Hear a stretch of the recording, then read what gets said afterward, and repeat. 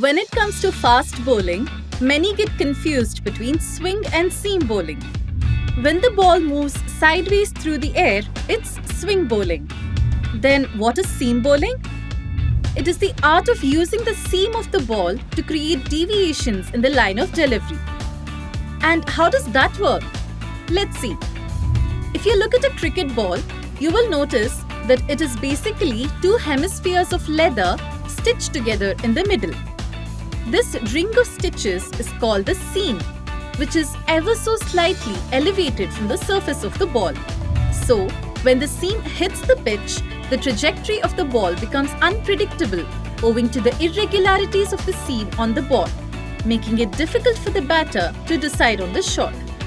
There are different types of seam bowling, namely seam-up bowling, tilted seam bowling, scrambled or wobble seam bowling, cross-seam bowling, and cutters. In seam-up bowling, bowlers generally hold the ball in a V grip with the index finger and the middle finger on either side of the seam, and the seam is angled straight. So when the seam hits the pitch, it hits the pitch at a 6 o'clock position so that the ball can move either way, which can generate either outside edges that can be slip catches or inside edges that can hit the stumps. Then there is tilted seam bowling, where the bowler holds the seam slightly tilted either at a 5 o'clock or 7 o'clock position. Imagine that a right-handed batter is on the crease and the ball hits the pitch at a 5 o'clock position.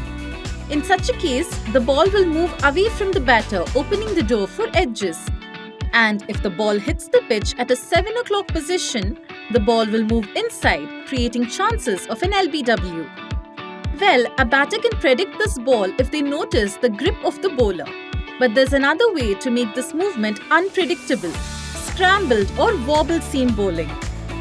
Here, the bowler changes the grip slightly by widening the gap between the index finger and the middle finger. So when they release the ball, the seam starts to wobble between a 5 o'clock and a 7 o'clock position. And at whichever position it hits the pitch, the ball moves in that direction, creating a great amount of unpredictability. Now, if you want to create variations in bounce, there is cross-seam bowling at your service. Here, the bowler holds the seam horizontally, like this. So when they release the ball, it can hit the ground either on its seam or on one of its two hemispheres. If the ball hits the pitch on its seam, the ball will grip a bit and the elevated surface will give it an extra bounce that can stun any batter. And if the ball hits the pitch with its smooth surface, it will skid on with a lower than expected bounce, which can surprise the batter with an LBW, or it will hit the wickets, sending the batter back to the pavilion. Now, let's talk about cutters, which are of two types: off cutter and leg cutter. In cutters, the V grip remains the same, but right when the bowler is about to release the ball, they give a spin by twisting their wrist and rolling down their fingers. If the ball is rotated clockwise, it will pitch and move towards the leg side. This is called an off cutter. And if the ball is rotated anti-clockwise, it will pitch and move towards the off side. This is called a leg cutter. The sideways movement of the ball here is comparable to tilted seam bowling. Two things can make a cutter a lethal one. First, the bowler should limit their pace between 110 to 130 km per hour.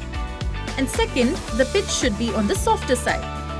Cutters may appear similar to spin bowling, but they're rather different. To watch more such interesting and insightful content, follow our digital handles.